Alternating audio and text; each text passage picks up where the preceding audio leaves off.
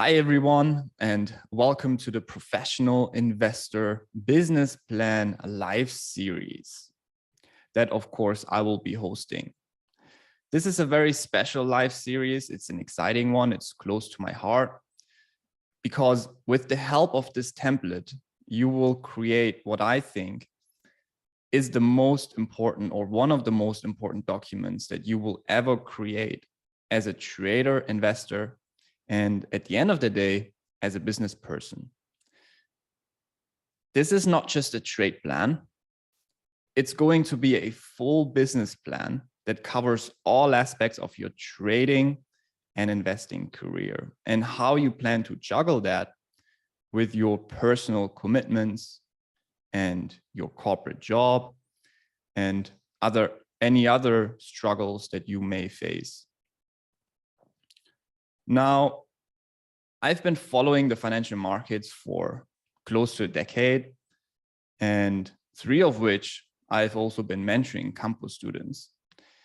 And today I can proudly say that a lot of them, well, a lot of you have not just fallen in love with the markets, but you have excelled at the art of trading and the financial markets.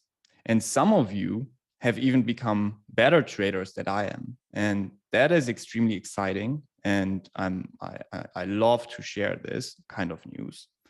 However, at the same time, I also must confess something to you. And they say confessions come with great relief. So at least relief from my side. So that is what I'm going to do. It would be amazing if I could say this for all my students. But I have to admit that some have not, and that some are still struggling to find their way in this extremely difficult space.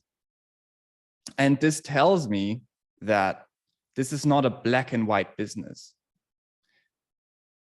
Why is this important? Well, if you're new to the campus, then you may think that the theory of what we teach at the campus is all you need to know.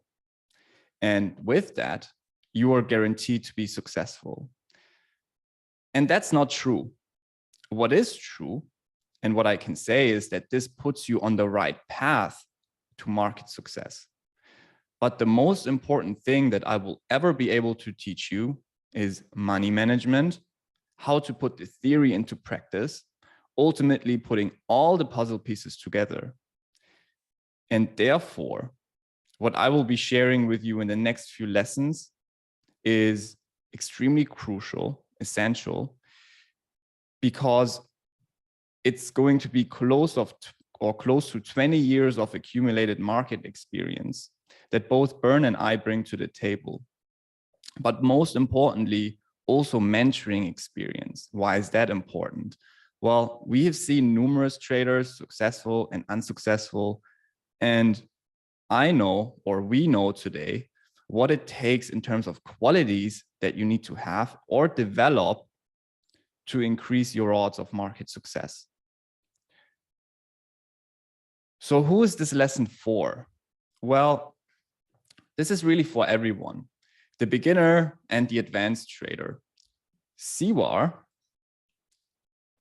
you guys may remember this, Siwa asked a very critical question just a few weeks back on the newsfeed. He asked, how can I scale up my business? And this is an extremely exciting topic, and it's a luxury topic to discuss because it means you're already doing the right things. You're already doing well, and you have shown yourself that you can do it. Scaling up your business is what I think one of the great milestones to achieve, but it's also not the finish line, right? And it's just the beginning. And there's a certain formula I think you should be following when scaling up your business. And also, if you're not yet there, no worries. Of course, I'll also talk about what it takes to get there. And this is also how I'm going to structure the next few lessons.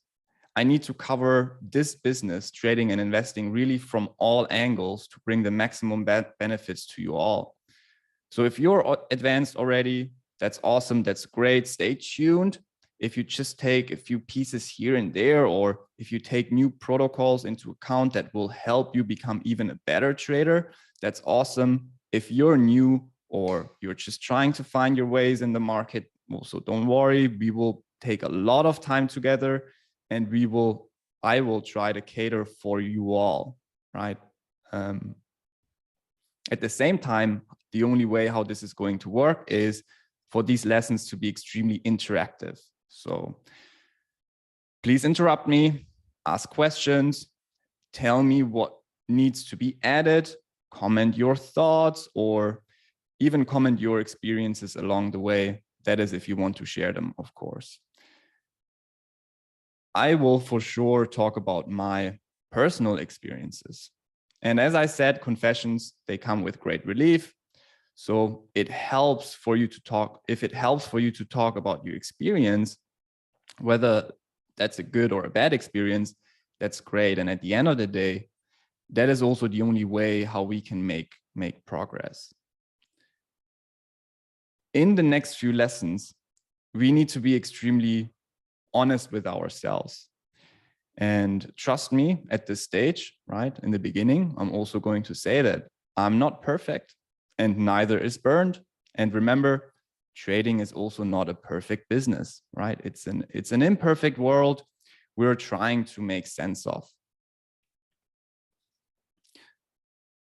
So with all of that getting out of the way, let's get straight into this document that I've already prepared the basics on. Creating an extensive business plan is, I think, essential for all traders and investors, whether you're new or advanced. There are just a lot of benefits that a business plan brings to the table. One of them, and first of all, of course, the process of thinking and writing the plan provides clarity and a clear set of rules for your business. And there are so many different things in just this one sentence. Of course, this is going to be your business. And if you're not yet treating it as your business, you should learn to treat it as such, because that's really what it deserves. Of course, it's going to provide clarity. As you can see, it's 31 pages. So there's a lot of things that we have to cover. As we move along the line, it's going to get juicier and juicier in terms of also the information this document has packed within it. So later on, of course, we'll talk about milestone planning. We'll talk about money management. We'll talk about the specific trading rules and the investing rules, of course. But before we get there, we just need to bring everyone to the same table. We need to talk about what this document is, what is trading, and so on and so forth. What it also does is you will gain a better understanding of your potential capital requirements to reach your monthly income objectives, as well as retirement plans. Well, first of all, what is your monthly income objective? Is there a fixed income that you're trying to achieve that's additional to your corporate job? Are you trying to become a full-time trader? Are you just trying to retire early? Right? What is your objective? And as such, what is the capital requirements? What is your account size? And as well, at some point, your level of skill that you need to have to get there. And what does it take in terms of time requirements, potentially also, that you need to invest to get there. It should also help you prioritize certain tasks, of course, right?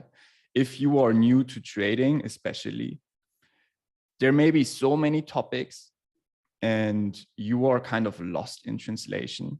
So this kind of helps also, this goes with the first point, that it really provides clarity in terms of where you're at, where you want to be, and what you need to do to get there. And as the plan should usually do, it should provide feedback on your growth trajectory. Are you meeting your goals? If you're not meeting your goals, what were the potential issues that hindered you from reaching those goals. And this should be maybe done monthly or quarterly. The plan at the end of the day, even though it's comprehensive, should be simple, should be understandable, and of course realistic. But at the end of the day, a plan is a plan. And at the end of the day, it's potentially, real life is potentially going to look very different to the plan. So this is also going to be a living document that should change over time as you progress as a trader.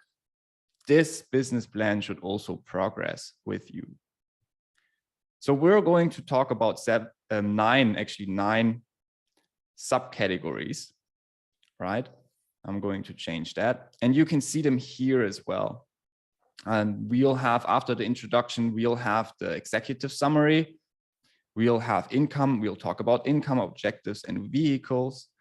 What are the monthly income objectives we're following? How are we going to follow them? And what are the vehicles that we're going to use in terms of assets to achieve those?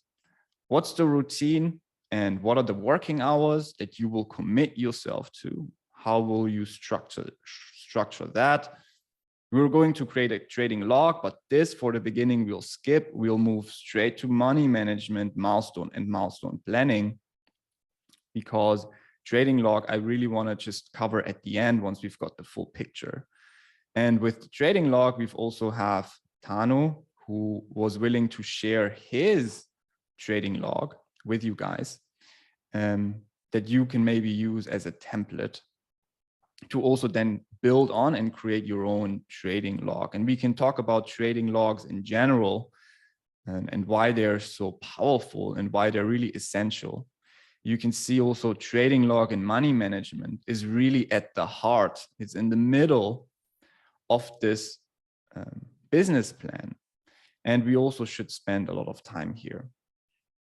We'll talk about milestone planning. And then, we can talk about the topics like salary increases, risking more money, and when this should really take place and how to structure all of that. I believe there's a certain formula that we can follow. And so I'll share that with you as well. Of course, we'll talk about retirement planning, longer term investing, and the rules that come with those, either the milestone planning on trading and the retirement planning on the investing side.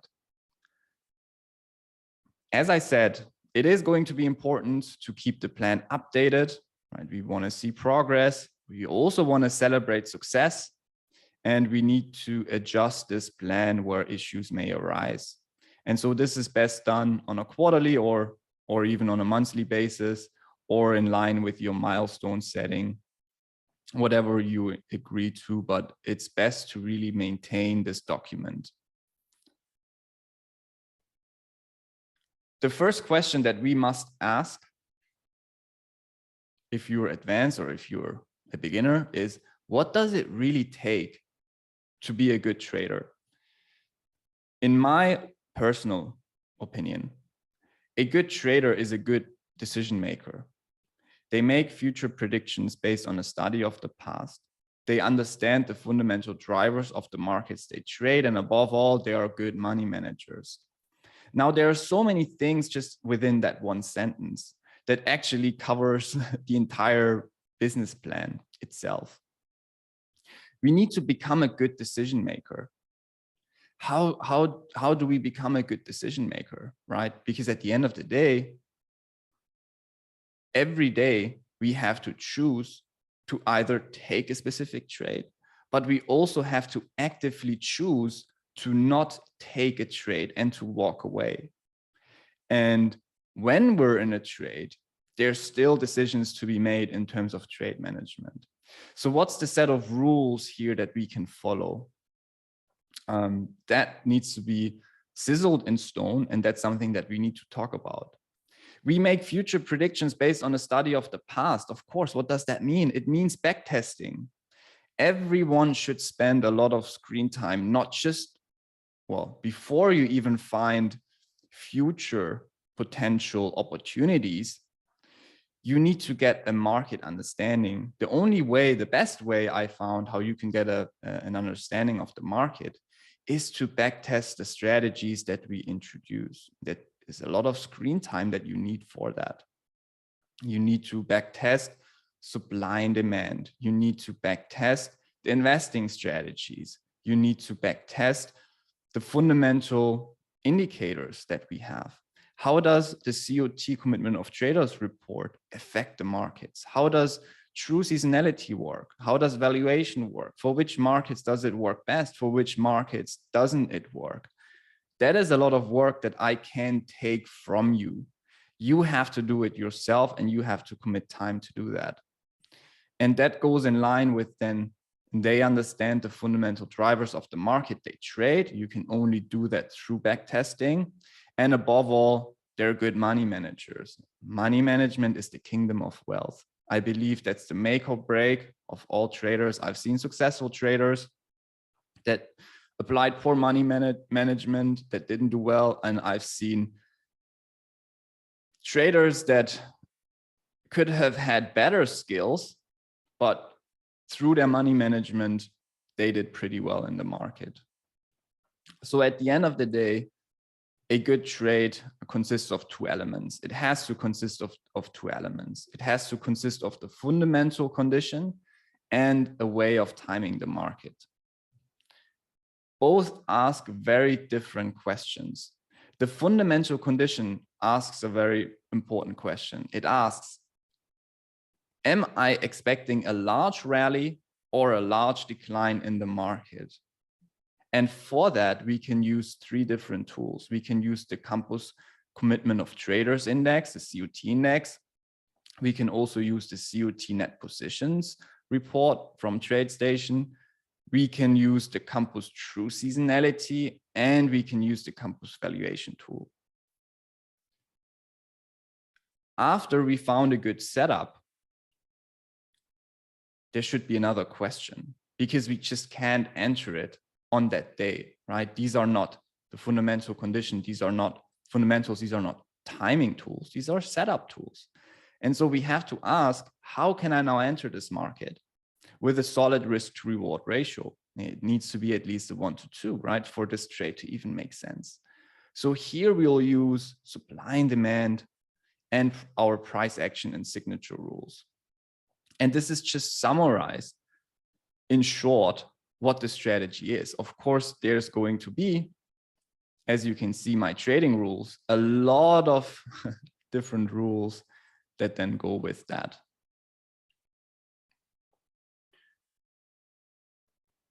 The strategy, all of that, it's designed to do the following. It's designed to align ourselves, or it's designed to allow ourselves to align our investment with the billion-dollar institutional powerhouses of the marketplace. So we will not only be looking at the price charts, but we also have to learn to pay close attention to the actual condition that also affects price change, right? Price does not drive price. We need to be able to forecast price based on fundamentals that historically have proven to work. Our expectations in this business is very important. I want to start, this needs to be on the first page, because if you are a perfectionist and you are looking for a perfect game, if you're looking for something like math, right? You can probably dial out of this lesson. You can close the book and you can find another potential business to start, because it's not a perfect game. It's an imperfect game. And we live in an imperfect world, right? And so because it's an imperfect world and an imperfect game, we are going to be wrong at times. And we're going to be at the wrong side of the market. And that is because the future is fragile and we cannot predict it to 100%. And because that's the case, we need to have tools, techniques, and protocols in place to protect our hard-earned money at all times. a lot of time during this business plan course material. We'll speak about learnings, but we'll also then speak about the protocols that we have to implement to not make the same mistakes again, right? And a big thing here is, again, it all comes down to money management at the end of the day.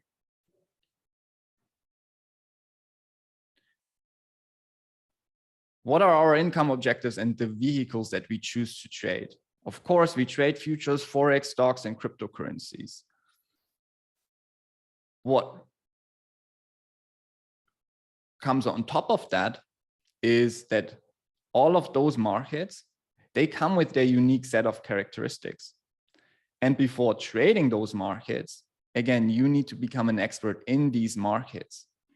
And so you need to go into the course material and study the All Asset Mastery course material provided by us, Forex, futures, and stocks. For daily income, you may be trading Forex and futures. You may be trading just futures. You may be trading only the majors for Forex, but you may be trading minors, majors, and all other futures markets. Within futures, you may just be trading Nasdaq and gold. I know some of you are really limiting the set of markets that you trade. That also comes with a set of advantages, which is you really learn to understand how price flows and what affects price change within those markets. You become an expert at those markets. And once you become an expert, you can move on. The disadvantage is you find less opportunities, right? So you have to live with less opportunities. For weekly income, we can trade Forex futures as well. You know, you may be trading daily and weekly. You may just be trading weekly. For monthly income, I trade stocks, cryptocurrencies using monthly income timeframes. As a matter of fact, eventually, as we're drilling this now down for the beginner into 3 subcategories, in the real world, there are a lot of relationships between the income goals, right? We can do a weekly income trade and still time it on a 240-minute chart.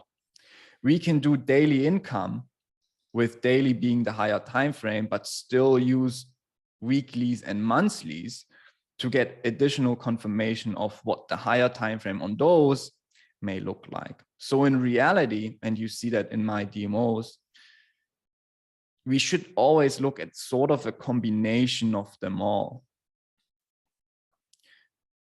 For retirement plan, we buy and hold equity indices, stocks, or cryptocurrencies. And of course, because this is a business plan, and the business plan should cater for not just trading and investing, it should cater for all of your financial plans in the future. And that may entail real estate. So how does real estate fit into your plan as well? You can add that right here. Just quickly, here's of course a quick summary of what the higher time frame versus the lower time frame is on the different income objectives. This is a little bit of a cheat sheet, but as I said before, in reality, it's probably a little bit of a mix even, right? And it's not really set in stone, even though you can definitely start with that. What are the devices and platforms and software that set you up for market success? If you've been with us for a longer time, then you probably know that unfortunately, in this imperfect world of trading, there's no one-shop-all solution for trading and investing. So we'll use the below platforms and software for our business. Of course, first and foremost, we need a physical trade station and we need an on-the-go solution. We need a designated work area, a designated workstation, right? And this is the minimum capital requirement you need to get. Unfortunately, you cannot become successful from a laptop from your couch. It's just too many distractions, too many things going on, not easy enough for you to go and figure this business out. Of course, eventually, as you become a well-seasoned trader, you may be able to maintain your business with a laptop from the couch. But in the beginning, you really need a physical trade station, and you need an on-the-go solution because you're not always at home. You are at work and you're traveling as well. On top of that, of course, TradeStation, we use TradeStation for charting, screening, and for our campus indicators. And some of you may also use TradeStation to execute futures trades, stocks trades in terms of retirement plan investments as well. Equity we use to execute most trades. And we also know that there are limitations in terms of product offerings here, specifically grains, softs, livestock, treasuries, and other stocks. And so we need additional platforms to cater for that. And they would be IG. So we use IG to execute grains, softs, livestock, and treasuries. And then there is IC markets, which then you use to execute other stocks that you analyze with Toby on a weekly basis. Interactive brokers you use for retirement plans, right? And if you then go into the world of crypto, you may be using Binance or any other platform to do that with, with your own wallet. So already you have 1, 2, 3, 4, 5, 6 brokers that eventually you may want to have to cater for all markets. And it is what it is, right?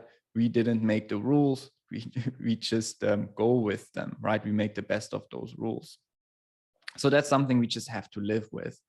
Of course, a trading log has to be in there because that's a topic by itself.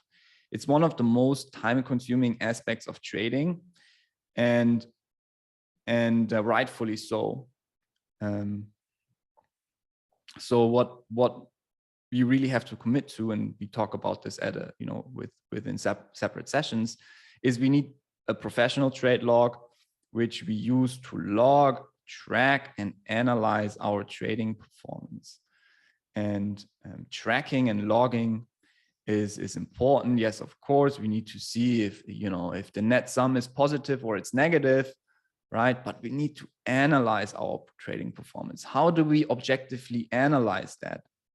Well, we need to measure that based on objective KPIs, and it needs to be and we need to be able to analyze that even after a month, right? So it should be easy to follow and easy to filter, and it should spit out certain information, because at the end of the day, each one of you in the room right now, Cervantes, for example, could now say, Jan, my trading, is going very well, and I would have no idea why his trading is going very well, because I don't know the kind of trades that he took and how he took those kinds of trades. On the other side, he could say, Jan, I need your help. My trading is not going as planned. In that case, I also don't know why that is the case, right? And so the trading log effectively will become your mentor, your trading partner, if you will, that is at all times spitting out your trading performance based on the objective measurable KPIs and based on other filterable topics. So you can see at some point, what are you extremely good at and what are you extremely bad at? And eventually, as you figure that out, you will try to avoid the things that you don't do well, and you will try to focus on the things that you do well. And guess what? They change over time, right? They change over time. For me, for example, I have probably for the past year struggled in the Forex market. And the minute my trade plan is spitting out that information for me, guess what? I'm not looking at the Forex markets anymore. I stay away from it.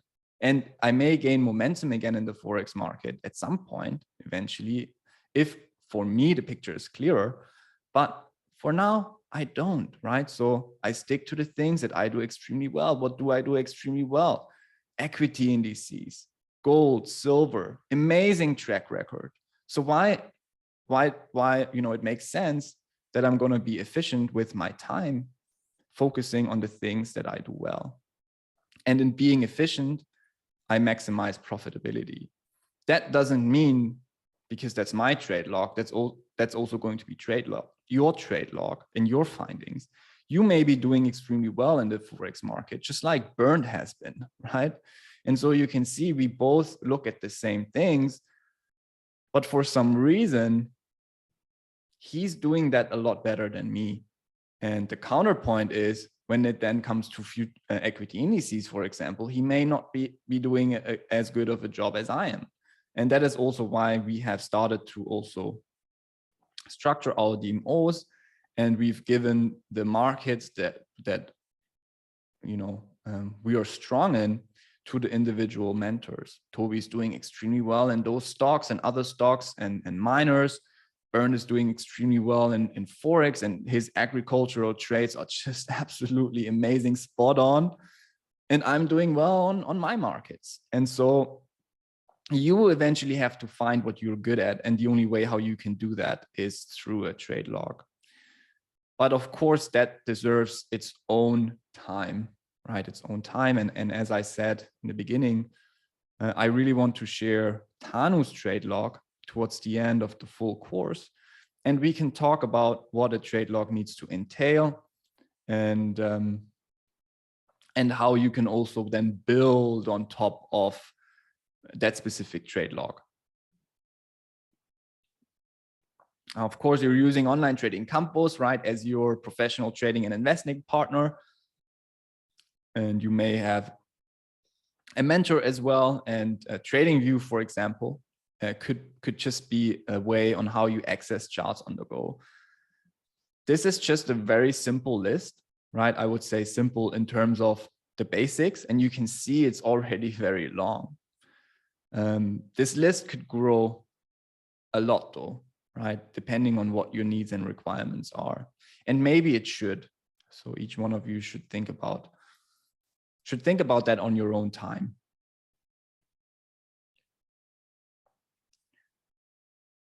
Now, routine and working hours.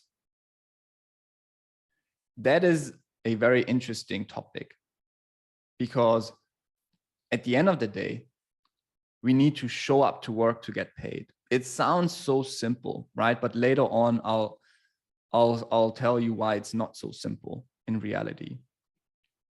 And if we're having struggle with that, then we need to commit to creating a weekly calendar. And the people that are doing mentoring with us, they are extremely good at that, because they have to structure the sessions depending on what the weekly plan is, right? And to what you are being told. But if nobody tells you what to do, when to do it, you need to make your own plan. How does that look like? Of course, you have a big block, right, that you have no time during, because that is what you need to cater for in terms of your job or your family time. But there's a lot of other days and hours, even either before or after work, where you could cater a certain amount of hours for trading. And you should is the wrong word, you must. And so, for example, how this could look like, you could say on Sundays, I commit to do the following, right? That is Sunday, you could do that, for example, 2 hours from 6 a.m. to 8 a.m. in the morning. If you're an evening person, you could say 6 p.m. to 8 p.m. You could say, I review all my open positions. Sundays is a beautiful day, the market is closed, so you can do it on your own time. You review everything, you review your watch list, you screen time, you update your charts, you plan the week ahead so that you can go to work, relax, and you know what you're going to do, when you're going to do, and in what certain scenario you're going to react, in which kind of way. And of course, if you had exited a trade, you will also log that. On Mondays and Thursdays, twice a week, I will commit time to. You may have mentoring sessions. If you don't, you may watch new course material. If you've already done all of that, then you may read investing books, Mental Game, for example, a book that Bern is always recommending, a book that I can also recommend because it's really great. It's Trading in the Zone by Mark Douglas.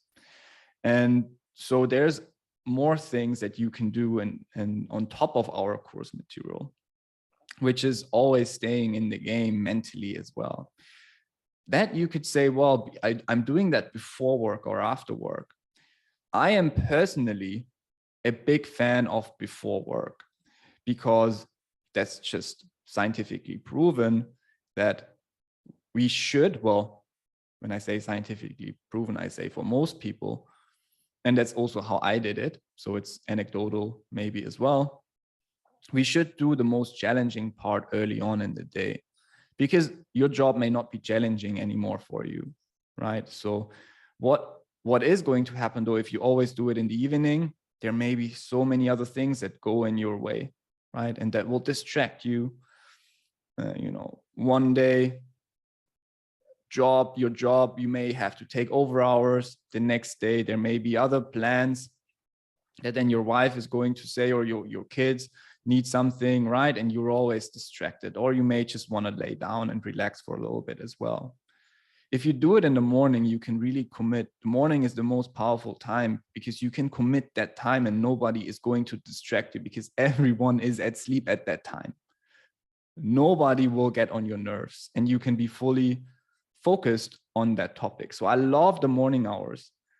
And everyone who I know who is or most people that are doing really well in this or in anything else that they do on top of their work, and whether that's just fitness or health, they wake up early and they get it done in the morning, right? That's just how it's done. You need the additional hours. It's impossible to not do it with the same set of hours if you just sleep to the normal wake up time and you go to work and then you try to squeeze everything in at night. It's just usually, I would say for most of us, it would be impossible. And that's also how I did it back in the good old days when I was working for Jaguar Land Rover here in Dubai. I was the first one in the office and I was the last one leaving the office. Not because I was actively working on my corporate job, but because I was doing my own thing and I sat myself down in a meeting room with my laptop and I would have all the time by myself, would drink a coffee and I would study this stuff for 2 to 3 hours. And guess what? It also helped me in my corporate career because I was the first one in and the last one out.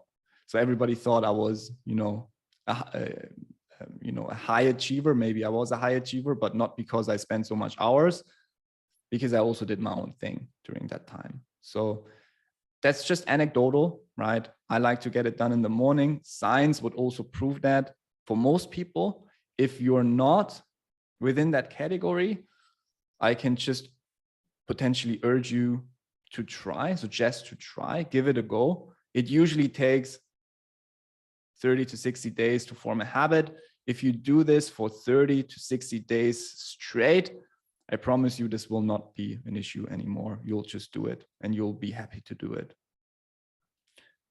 And so, for example, if you commit 2 days to that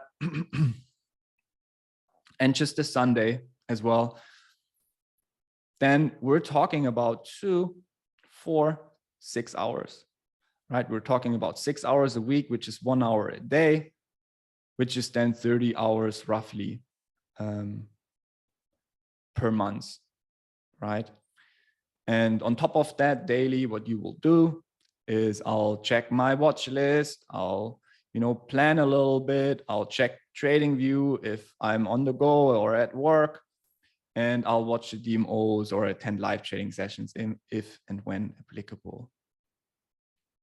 And so the blessing and the curse of all of that is, and why this is so hard to do in the beginning, is because we must show up to work without getting paid.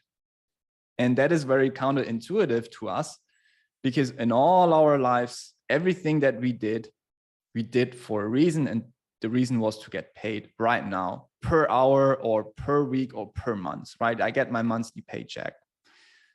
And with trading, as you can see in that beautiful chart, the curse is in the beginning, as we're investing potentially 30 hours per month, we make zero money and we potentially even lose money.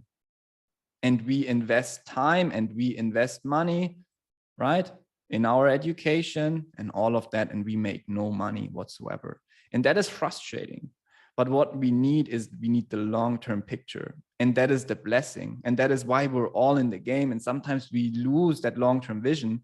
What can we achieve in 10 years? What can we achieve in 5 years? We're always so focused on what can we achieve tomorrow? What can we achieve in a month? Sometimes we tend to forget what can we achieve in 5 years or 10 years. And the difference between you and I is I'm in the game for 10 years, right? And you may not be. And so before talking more about this, the 30 hours here is, I think is also something that depends on a person to person, right? If you can do more hours per month, then that's even better. If you can do less, that's great. As long as we're consistent with what we do, and as long as we have a routine that we can do consistently, it's all good. Intensity doesn't really matter, right? The worst thing is, later on, I can show you that the worst thing is if you are doing this really intensely and you are following a regimen that's not realistic. And what happens with that is it's destined to fail. And you're falling off the cliff and you're ending up with doing nothing. So it needs to be realistic. It needs to be achievable, even when it comes to your working hours.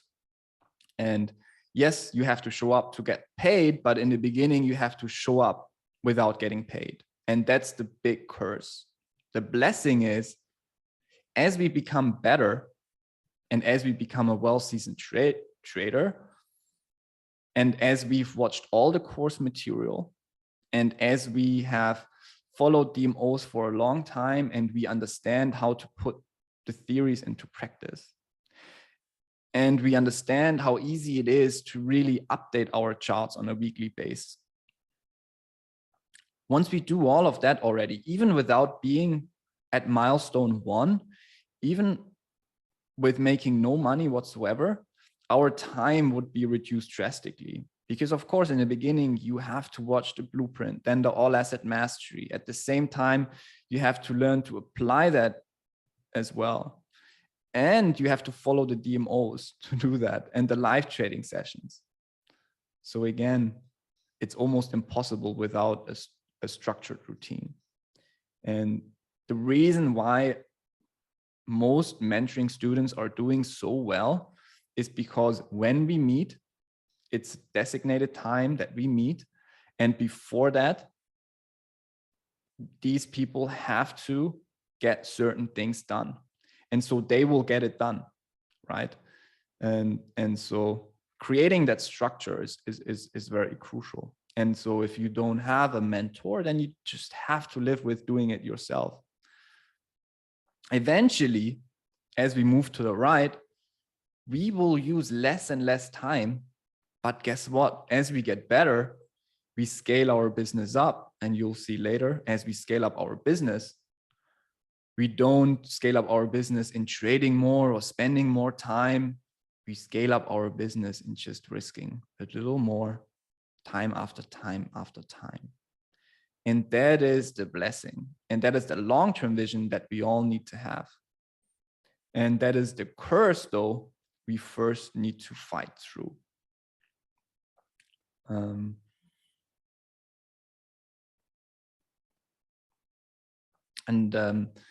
Of course, there's going to be a trading log eventually that we'll cover and we'll spend some time on together. And you can see the trade log is quite long.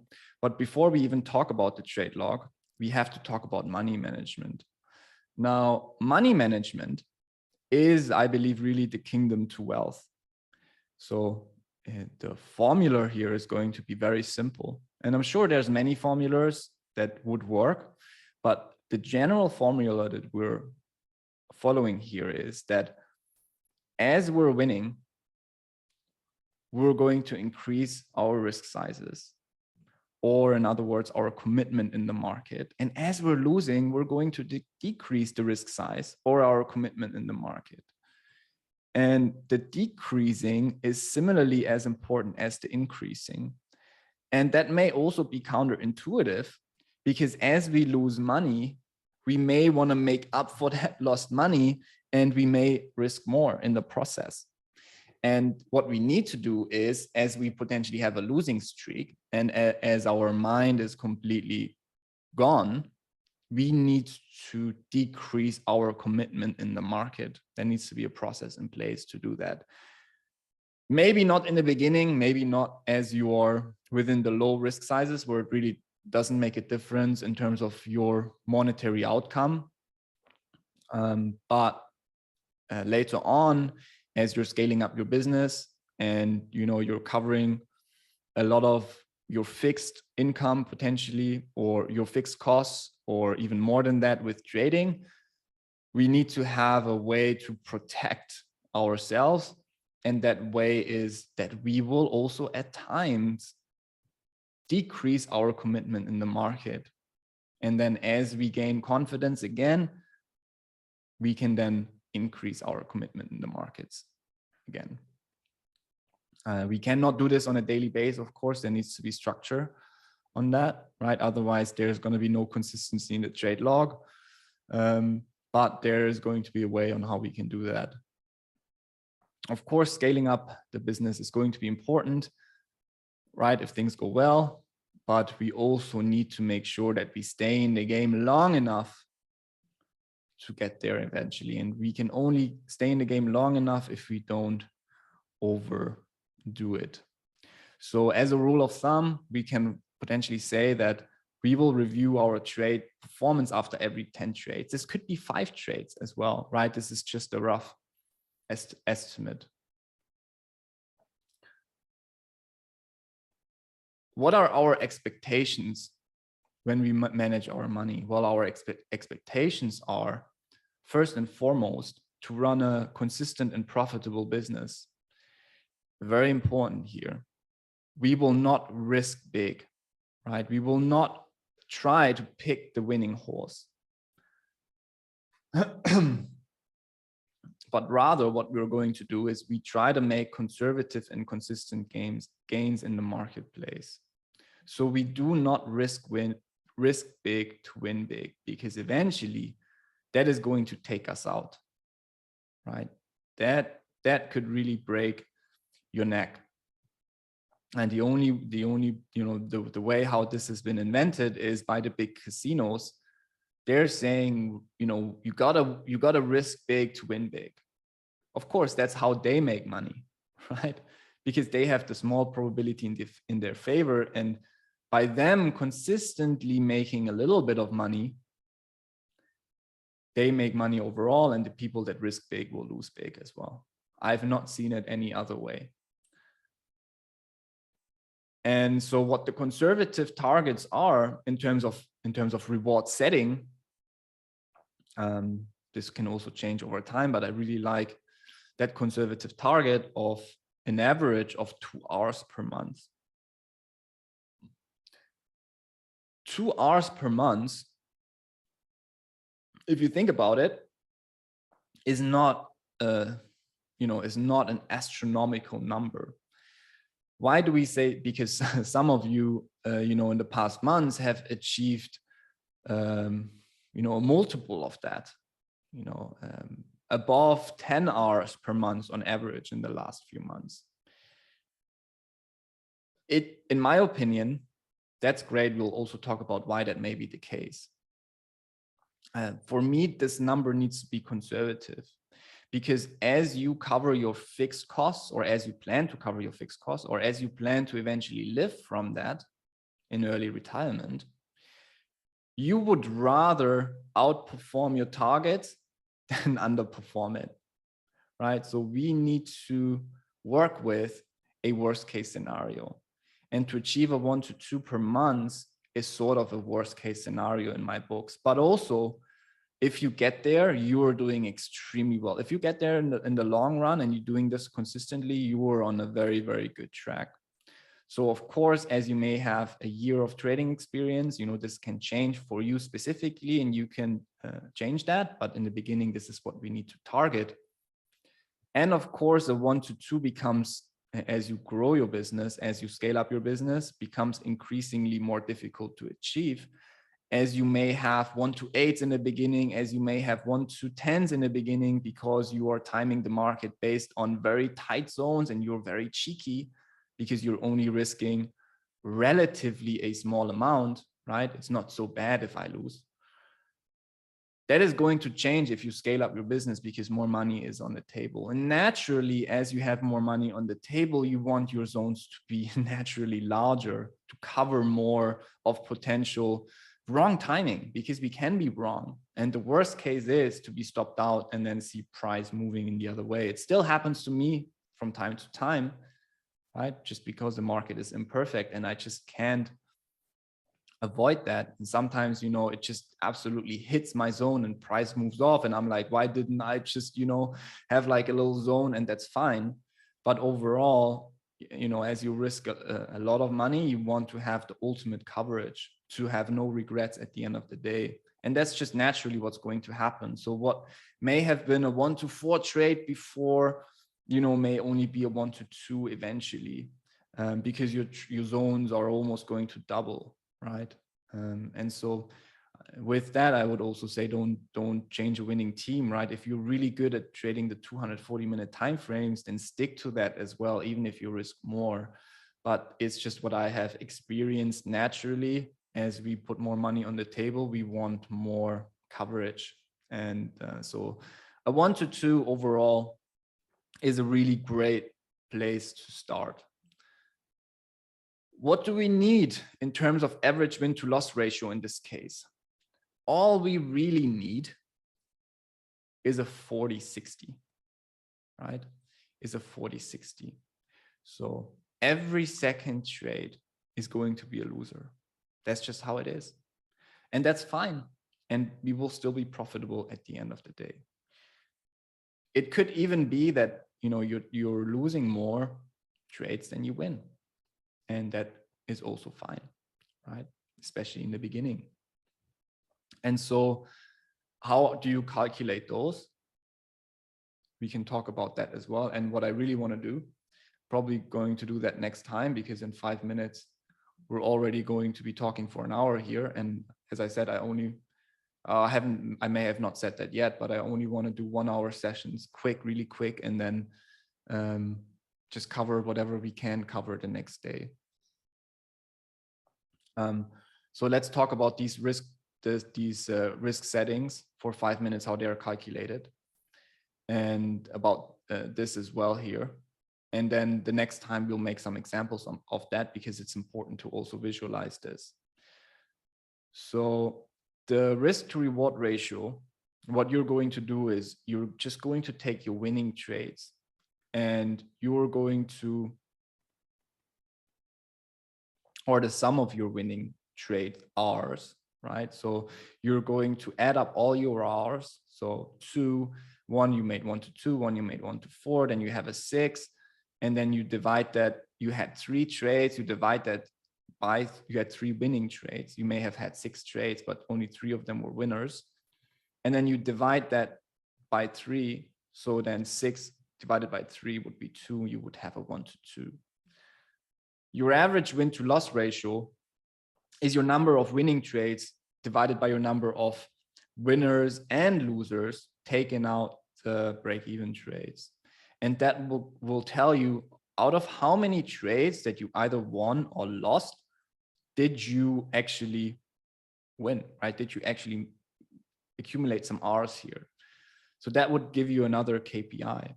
The beauty about these 2 KPIs is there are 100%. That's the only thing that's black and white in trading, is these ratios are completely black and white, right? So you can calculate them and they are measurable always the same way. Then, of course, we need the risk size calculation. And the risk size calculation, as a rule of thumb, depending on your account size, is, I would say, if your account size, for example, is $2,000, you should not risk more than $200 on each trade, right? However, that risk parameter, if you're extremely aggressive and as account sizes are relatively low, can move up to 20% if you are well seasoned, all right? If you are well seasoned, not as a beginner, for sure, right? And so how does that work? You're going to look at your account size. You're going to multiply that by your risk parameter, 10% if you're a beginner and you have a small account, 20% if you're well seasoned and you have a smaller account. If you have a larger account, right, that is going to change, but this is what you can start with. Because at the end of the day, also what doesn't happen, because also we have so many platforms, we can make a good use. Well, it's all about maximizing the use of our capital. So we also don't want all of our funds to land in our brokerage accounts, right? We don't need that as long as we have the liquidity somewhere else. We don't need all of that liquidity in that one account. And so your $200, even though it's 10% of your trading account, it may just be a fraction of your total wealth, right? And so that's still going to be fine. Of course, that is all now relative, right? If your total amount of wealth is only 10,000, for example, or is only 10,000, maybe, we're all in different stages of our lives, then, we really need to find a risk amount that works in the beginning. And the risk amount that works in the beginning is the one that really doesn't make a difference to your life. So regardless of all those calculations where we can get really smart about and they look cool, they should also be sensitive in terms of real life, right? Does it make a difference to your life if you lose 3 trades in a row? If yes, then it's probably not the right risk amount. And so it needs to be smaller, especially in the beginning. And so then you come to your default risk setting that may be $200 per trade, and your account would be $2,000 per trade. Milestones we're going to cover later, but just conceptually speaking, or the next Sunday, I'm in milestone 1 or in milestone 0. Therefore, I will risk around $200 per trade. This means that I may be limited to trading some products that come with higher margin and contract or lot size requirements. That is very important. We know that, right? Things like palladium, things like platinum, they cost a lot more. The requirements is that your risk size setting should be a lot higher for you to take those trades. Of course, that means that you can't trade those trades. But what your log needs to do, it needs to still cater for those trades in the world where you are at some point scaled up, right? Because we need to think of a scenario where we can trade all products regardless of, risk size limitations. So your log will still include those trades, and we have to trade for that. We have to cater for that. So Cullen is asking, let me read this out. Do I understand correctly that for the numerator, one does not need to deduct the losing R's, but only to count the winning R's? Or can you explain it one more time, please? Thank you for the number of winning. Which one? Cullen, first, second? You mean the 1 to 2 here? The first one. You do not need to deduct the losing R's. Yes, you do not need to deduct the losing R's. Because what you want to find here is, and as I'm making examples next time, this will be a lot clearer. I'm just running out of time. And so next time for sure, we'll visualize all of this, how this looks in the real life. And what you're trying to do here is you're trying to ask not what is your end result in terms of your balance, right? Because at the end of the day, your balance depends on two of those KPIs. Both the risk to reward and the win to loss will play into your end balance in terms of hours or monetary end balance. What the first KPI is asking, it's asking, out of all the winning trades that you had, what is your profitability in those? Are you extremely profitable in your trades? Is your average risk to reward a 1 to 3 maybe, or even higher? That's even better, right? And so it's not asking I think what you're asking is the complete calculation. What's going to be my hours per month? And to achieve your hours per month, we need to add those two up, the risk to reward and the win to loss. And then we'll have our hours per month. If we achieve those targets and we have 10 trades, then we walk out with 2 hours per month. Right? And so maybe that explains it, but I'm also aware that this is extremely abstract.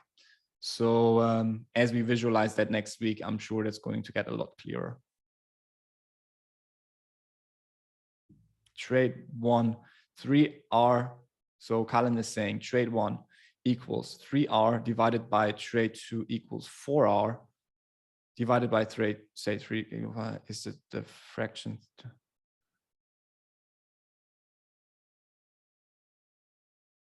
3 hours. So Colin is saying first trade, he achieved 3 hours.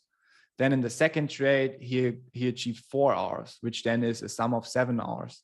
In the third trade, he achieved 5 hours, which then is a sum of 12 hours. So yes, 12 hours divided by 3 trades, your average hour per trade is a 4. So that means that on average, for every dollar you risk, you make $4. That would be an amazing risk to reward ratio. You are correct in saying that. Cool. All right. Any other questions? Because I would just leave it at that, and then I would just finish this off next time, because as we go into visualizing this, I really want to spend some time because later on, as we talk about the bell curve of winning and losing streaks, we need to visualize what can happen and what happens with us mentally during those times.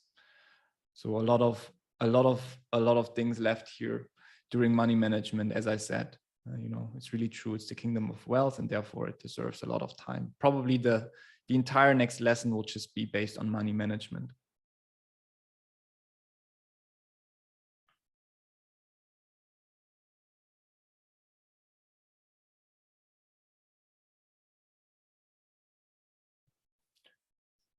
All right, Rose. Thank you. Yes, see you next week.